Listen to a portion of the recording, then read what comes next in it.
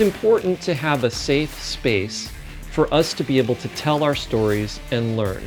And that's what the Film Mentorship Program is. It's a safe space for you to come and learn. Don't worry about making mistakes. There's no wrong button that you can push. That's what we're here for, okay?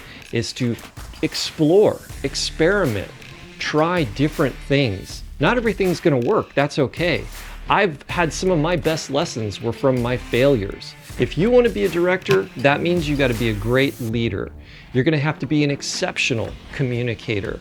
You're going to have to know time and money and utilize them to the best of your abilities, even when you don't have a lot of either of them. You're also going to need to know post-production. Knowing editing makes you a better director. Great directors are great editors, and great editors are great directors. Those things go hand in hand. And we're going to learn all about that. Be sure and head over to the website creativehq.com and you can follow for all the movies that we're making. In fact, you can join us and you can come make a movie right here in Hollywood and learn all about filmmaking. creativehq.com.